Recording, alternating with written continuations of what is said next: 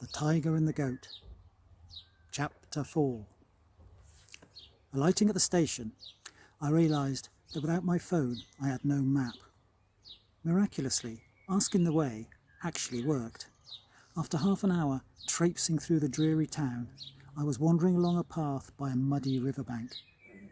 The tide was out and the mud was sparkling silver grey in the late afternoon sunshine. On my right, the new warehouses of an industrial estate alternated with older buildings, linked to the river and its ancient trades, shipwrights, sailmakers, chandlers. East Quay was a dead-end lane running along the riverbank with tumble-down wooden buildings, old boatyards or chandlers' stores. One of these was number 26, a small warehouse of blackened, warped wood with a sign nailed to the front. Marcus Jones, violins and violas. I rang the bell at the side door and, it being open, walked in.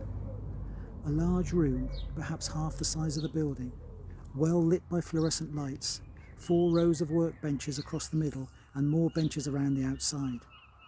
Violins in various stages of manufacture were scattered around the workbenches. In addition, what appeared to be completed instruments were suspended from hooks around 3 of the walls. The room was empty, save for a medium-sized man in grey overalls, bent over a bench diligently painting a small flat sheet of wood. The paint, or varnish perhaps, was held in a metal tub which sat above a gas burner on a low heat.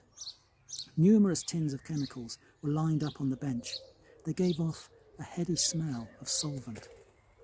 I coughed. He looked up, blinking. He had curly ginger hair and an even curlier ginger moustache. "Can I help you?" "Are you Marcus Jones?" "I am." "Mr. Jones, I'm Sergeant Robert Hudson of the Metropolitan Police. I'm assisting with a murder inquiry." I thought this would get his attention. "Do you know a George Austin or a Michael Petrov?" He looked behind him to a door at the back of the room. Then he looked at the door where I had entered. Then he looked at the ceiling. Marcus Jones could be read like a book. He'd considered running for it, decided against, and appealed to heaven for help. "Mr. Jones, I can see that you do know these gentlemen. Can you tell me about your dealings with them, please?" "I don't know Petrov. I've made a couple of violins for George Austin." "What type of violins, Mr. Jones? Could they have been mistaken, perhaps, as Stradivari?" He took a deep breath. "Well, Sergeant, half the violins that I make are Stradivari. I put the Stradivarius label inside, but there's nothing illegal about that. They are violins of the same type that he made during the middle 10 years of his life, the golden period. He came up with particular dimensions and a particular shape to the body. I have very carefully made forms which exactly copy that classic shape and size. They're not forgeries, they're copies. I don't sell them as the genuine article, I sell them as copies.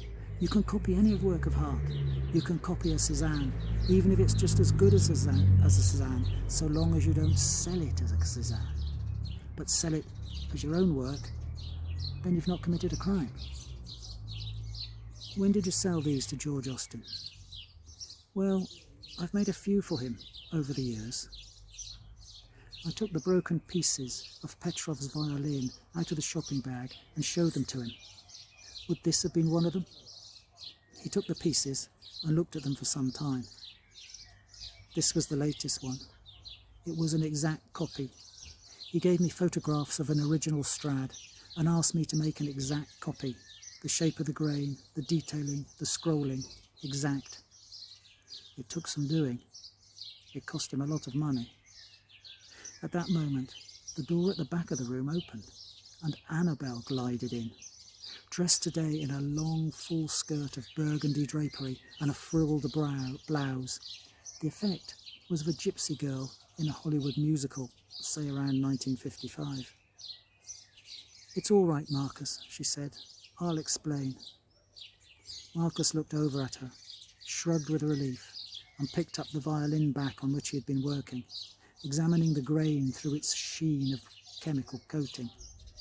Annabelle glided to within 6 inches of my lips, put her hands on my shoulders, and looked into my eyes. "I'm sorry about what happened at the church, Robbie. At the time I didn't know that George had been killed. When you fainted, I saw his papers in your pocket, and I was worried that he was in trouble, so I took them along with your phone and wallet and ran. I didn't have a plan. I was just trying to help George. When I found out that he was dead, I panicked. I didn't know what to do.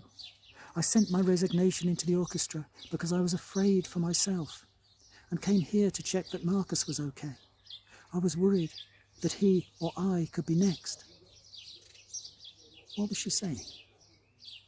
So the Stradivarius, the real Stradivarius, you had it, I said. George gave it to me a few days after he swapped it for the fake one. Marcus Jones scowled. "The copy," she corrected. "George switched the copy with Petrov's real one. The poor boy never realised. If he'd been a more skillful player, he would have noticed, of course. George gave the real Strad to me because he was worried.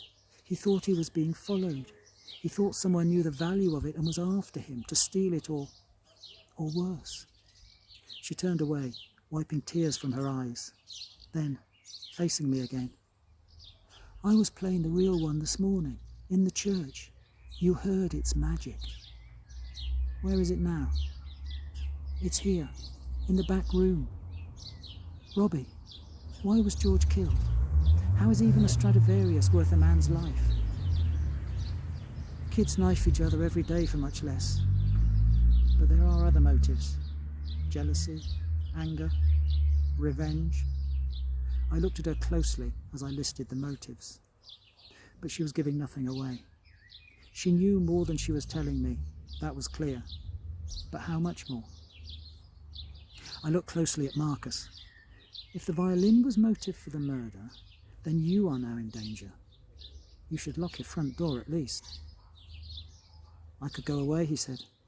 "I'll put my best pieces in the van and head for the hills. I have friends in Wales that I can visit." Wales again? The Welsh connection. "What about you?" I looked over to Annabel, who was standing with her hands clasped in front of her face, hiding herself and thinking. "I will have to go back to town, but I'm afraid to go home, Robbie. Could I stay with you?" It was difficult to think straight, with my shoulders still burning from those hands kneading my flesh. I took a step towards her, wanted to take her in my arms, but she recoiled from me. Losing her balance, she flung out a hand, which knocked over a gallon till of solvent. The chemical spurted over the gas burner and exploded into a sheet of flame. The varnish in the metal tub caught fire too, sending a tower of flame up into the roof. The other tins were soon alight, and the small pieces of varnished wood on the benches provided tinder for the fire. Marcus jumped backwards with a loud curse. One of his sleeves was on fire, and he fell to the ground, beating the floor to kill the flames. Annabel ran to the back of the building where she had entered. "Fire extinguishers?" I shouted. Marcus gave me a venomous look from his place on the floor and shrugged. His sleeve now charred but extinguished. Annabel came back with a bucket of water and flung it towards the advancing flames. I ran towards the door at the back. There was a kitchen area with the tap running. I grabbed a bowl and filled it. But back in the warehouse, the fire was now raging fiercely. Our bowls and buckets of water were useless. Marcus was up now and grabbing the violins from the wall, taking them out through the front entrance. Soon the heat was too fierce for Annabel and me to continue with our useless water splashing, and we retreated into the kitchen and out to the back door. Annabel retrieved 2 violins and a case from a corner of the back room. Getting round to the front, we found Marcus had finished loading his violins into the back of the van. Without looking at us, he jumped in, started the engine, and drove off. We were left in the night-time gloom of the deserted riverbank, lit by the flames now licking out of the windows with a deafening roar. "The police will be here soon," I shouted. "I'd rather not have to explain all this. There's nothing we can do. Let's go." She gave me a look that combined scepticism with relief. We turned away from the flames that had now reached the roof and were searing up into the night sky, and found our way along the footpath by the river. She handed one of the violins to me to carry, putting hers in its case. The river was filling as the tide came in, and the muddy water was glowing deep orange in the light of the fire. We made our way along the towpath, with the orange heat and roar of the fire behind us, heading for the station. We travelled back to London on the train. The normality of the filling train carriage seemed surreal after the terror of the flames that we'd escaped. She returned my wallet and phone with renewed apologies. We talked about her time with the orchestra, what she knew about George. She gave me excerpts from her life story, discovering her talent at an early age, studying, beginning to play professionally but never making it to the top flight, disillusion, failure, loneliness, then beginning to play for fun in the amateur orchestra with others of like mind, and falling in love with music all over again. I wondered if she was ready to fall in love with a desk sergeant. She repeated her request about somewhere to stay for the night. I live in 2 rooms. I only have a studio flat. I looked deep into those brown-black eyes, trying to spot any signs. She gave one of her slow-motion blinks. Violins played. Stradivari, probably. But I suppose there's space on the floor. She smiled. Why did you go to see Marcus, really? I got serious all of a sudden, trying to jolt her. She looked at the floor, then out of the window, then back at me. We had a sort of business, the 3 of us, George, Marcus and me. George would find customers who wanted a real Stradivarius violin, rich enthusiasts, amateur players, people he met while researching for the real Strads. He would tell them that he had a good copy, one made in the 18th century in Cremona. There were lots of makers there then. They copied the violins that Stradivarius had made 40, 50 years before. Some of the copies were really good. They used the same woods, the same techniques as the originals, so they fetched big prices. Well, George would sell a violin made by Marcus as one of those older copies. The copies that Marcus makes, they're brilliant. He uses all the right materials, the special varnish, putting it on hot like you saw tonight. That's one of the tricks. Him and George discovered many little techniques like that. The violins really are first class, but he can't get the prices that the older ones get. So they came up with this plan. Where did you come in? They needed someone who could play well. I demonstrated the instruments, made them sing. It was a sales job. Okay, but why the panic now? George finally found the real thing, the Petrov Strad, but Petrov wouldn't sell it. So George came up with the idea of making a perfect copy and swapping it. It wouldn't have worked with a good violinist, but dear Petrov, he was a sweet, passionate boy, but no musician. George had a buyer for the instrument, big money, over $1 million. He had the proof, you see, the provenance, the documented proof, the Petrov connection. But it was stolen. Petrov thought he had the original. That's the thing. This buyer didn't care about the legality. He wasn't entirely legit himself. That's how George put it. He's not entirely legit. But he had over £1 million to throw at a violin. That's what worried me. But George wouldn't say any more. It was all clandestine. Hush, hush. I wasn't needed for this sale. He was handling it all himself. Then he gets killed. Well, if it was because of the violin, it was in my possession. She hugged the violin case to her. I was scared. We were approaching the station, and I wanted to get one more thing out of the way before forgetting about the whole business for the evening. What about Mary? I asked, the cello player. She seems a fiery person, and one of the strings on her cello had what could be bloodstains on it. I'm getting it analysed. What do you know about her? Mary? It was as if she had been winded. The excitement of the earlier discussion suddenly disappeared. She was crestfallen.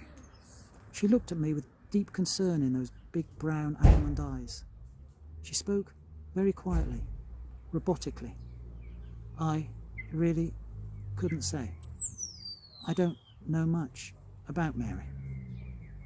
A squeal of brakes and the acrid smell of dust from the brake pads announced the end of the line. We crowded out of the full carriage and joined the Saturday night crowds, going out or going home.